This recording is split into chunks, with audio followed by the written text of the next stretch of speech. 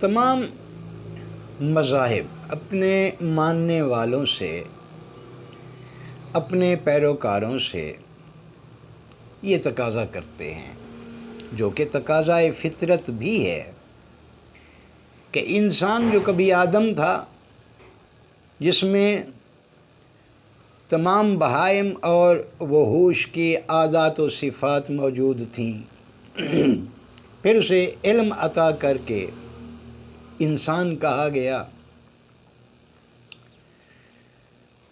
تو تمام مذاہب اپنے پیروکاروں سے یہ تقاضا کرتے ہیں کہ انسان انسانیت کے بلند ترین مراتب پر فائز ہو، اسے اس کا اصل مقام جو ہے وہ مل جائے۔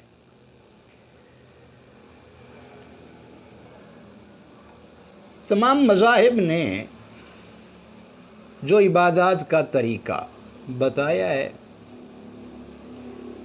اس پر اگر غور کیا جائے کہ وہ ان عبادات کے ذریعے انسان سے کیا چاہتا ہے، تو سیدھی سی بات یہی سمجھ میں آتی ہے کہ صرف اپنے خالق و مالک و رازق و الہ و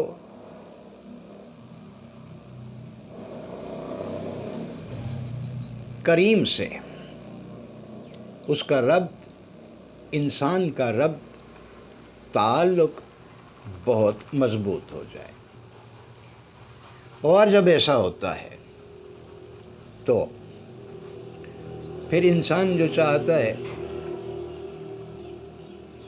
فطرت اسی انداز میں ڈھلنا شروع ہو جاتی ہے۔ تمام عبادات میں جو چیز ہمیں اصل نظر آتی ہے، اصل بنیاد نظر آتی ہے، وہ یہی کہ جب بھی اس کی عبادت کی جائے تہہ دل سے، دل کی گہرائیوں سے، پوری توجہات سے کی جائے، تاکہ انسان کے اندر یہ شعور، یہ احساس پختہ ہو جائے کہ وہ رب ہے تو میں مربوب ہوں، وہ رازق ہے میں مرزوق ہوں، وہ الہ ہے میں مالو ہوں۔ جب یہ تعلق، یہ رشتہ گہرا ہو جاتا ہے، مضبوط ہو جاتا ہے، تو پھر وہی بات کہ انسان جو چاہتا ہے، قدرت اور فطرت اسی انداز میں ڈھلنا شروع ہو جاتی ہے۔ تصور، ناظرین کرام، ایک ایسی طاقت، قوت کا نام ہے، جس میں خیال کو، خیال کی طاقت کو کسی ایک نقطے پر مرکوز کر دیا جاتا ہے۔ اسی کو مراقبہ بھی کہتے ہیں، یعنی پوری توجہات ایک ہی بات پر مرتکز ہوں۔ اب وہ جو مروجہ طریقہ کار ہے مراقبے کا، کہ آلتی پالتی مار کے بیٹھیں، شمال کی طرف منہ ہو، گھٹنوں کے اوپر یوں کر کے ہتھیلیاں کا رخ جو ہے وہ اوپر کی طرف کر کے بیٹھیں، آنکھیں بند ہوں اور توجہ ایک ہی خیال پر رہے، ابتدائی کیفیت ہے۔ مراقبہ یہ کہ آپ چل پھر رہے ہوں، کھا پی رہے ہوں، اپنے کام کاج بھی کر رہے ہوں، لیکن جو مقصد ہے، خیال اور توجہ اسی کی طرف مرکوز رہے، یعنی چلتے پھرتے اٹھتے بیٹھتے ایک ہی خیال موجود رہے، یعنی مقصد حیات جو بھی ہو، توجہ اسی کی طرف رہے۔ عجیب و غریب نتائج سامنے آتے ہیں۔ ایک پرندہ ہوتا ہے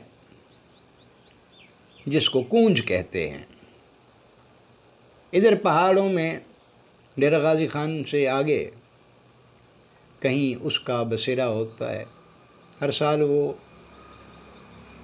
وہاں سے نقل مکانی کر کے صحرا تھل یا تھر کی طرف، جس کو ہم روہی بھی کہتے ہیں، اس کی طرف ڈاروں کی شکل میں یہ نقل مکانی کرتی ہیں. وہاں ایک دربار ہے جس کو حضرت سخی سرور کا نام دیا جاتا ہے. اچھا، عجیب سی بات یہ کہ جب ہم چھوٹے ہوا کرتے تھے تب ہم بھی کرتے تھے، اب جو بچے ہیں وہ بھی کرتے ہیں کہ جو ہی فضا میں کونجوں کی کوئی ڈار نظر آتی ہے تو بچے اسے دیکھ کے شور مچا دیتے ہیں، کونجیں ہیں، اور پھر ایک بچہ ہو یا چند ہوں، سب مل کے اپنی زبان میں کہنا شروع کر دیتے ہیں، جس کا مفہوم اردو میں یہی بنے گا کہ اے کونجو، حضرت سخی سرور کا چکر لگاتی جاؤ.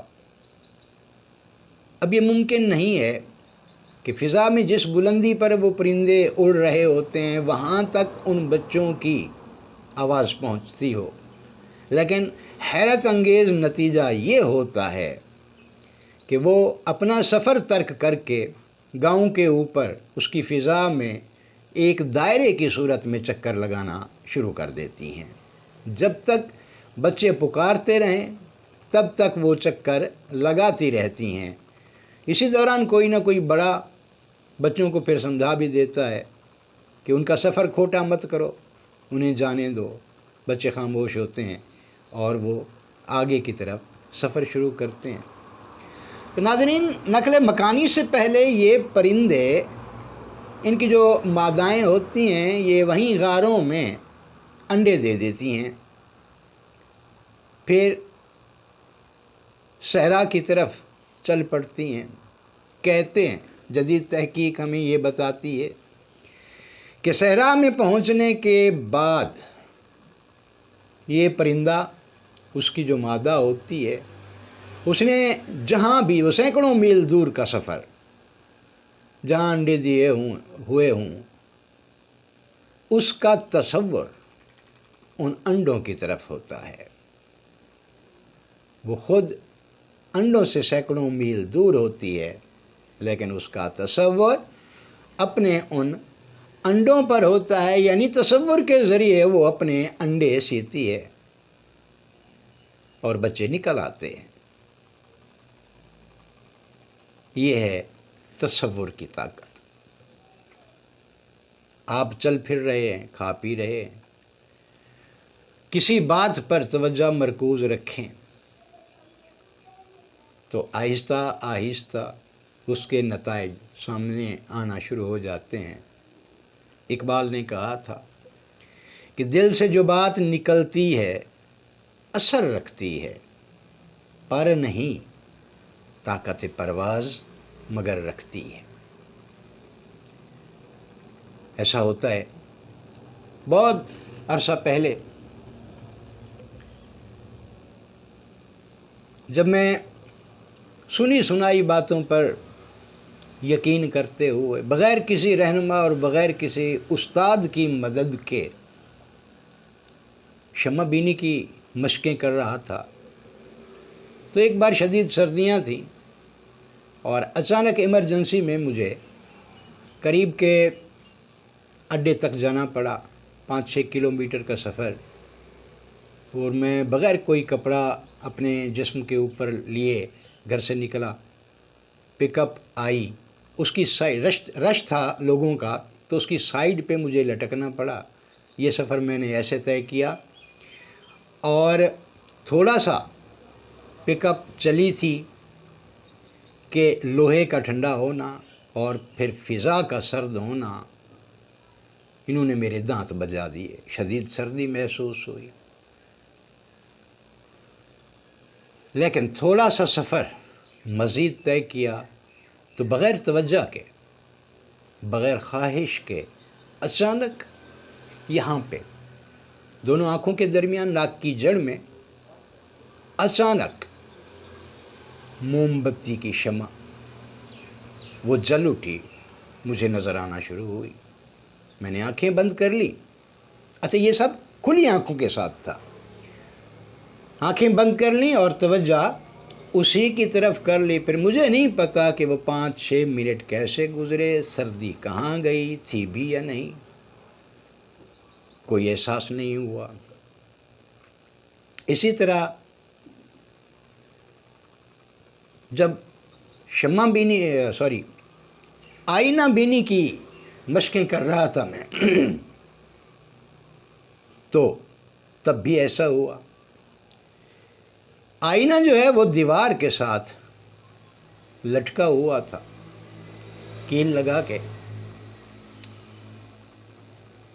وہ آئینہ نہیں جس کے سامنے بیٹھ کے میں مشق کرتا تھا، بلکہ وہ آئینہ جس میں منہ دیکھا جاتا ہے اور بال وغیرہ سنوارے جاتے ہیں۔ تو وہ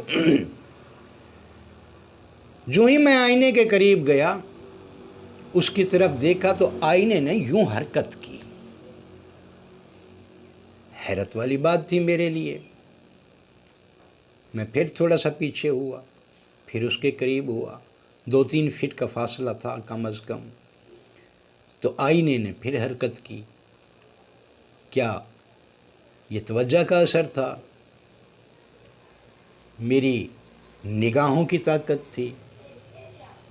یا ایک خیال، احساس، تصور؟ لیکن تھا حقیقت، جو بھی تھا۔ اگر ایک بے جان چیز آئینہ میرے خیال سے یا میری نظر کی طاقت سے حرکت کر سکتا ہے تو بات سمجھ میں آتی ہے کہ انسان اور بھی بہت کچھ کر سکتا ہے۔ کل انشاءاللہ مزید کچھ تجربات آپ کے سامنے رکھوں گا جو کہ میرے ذاتی ہیں۔ طریقہ کار بھی بتاؤں گا کہ کیسے ہوتا ہے، کیسے کیا جاتا ہے، پھر نتائج کیا سامنے آتے ہیں۔ یعنی انسان کے اندر اللہ نے جو صلاحیتیں رکھ دی ہیں، اگر ان کو بیدار کر لیا جائے تو اس کائنات میں پھر ناممکن چیز کوئی نہیں رہتی۔ ناممکن، ایک بات جو میرے لیے ممکن نہیں، میں اسے نہیں کر سکتا، وہ میرے لیے ناممکن ہے۔ آپ اسے کر سکتے ہیں، وہ آپ کے لیے ممکن ہے۔ اسی طرح کوئی ایسی بات جو بہت سے انسانوں کے لیے ناممکن ہوگی، لیکن اللہ کے لیے وہ ناممکن نہیں ہوتی۔ باقی آئندہ انشاءاللہ۔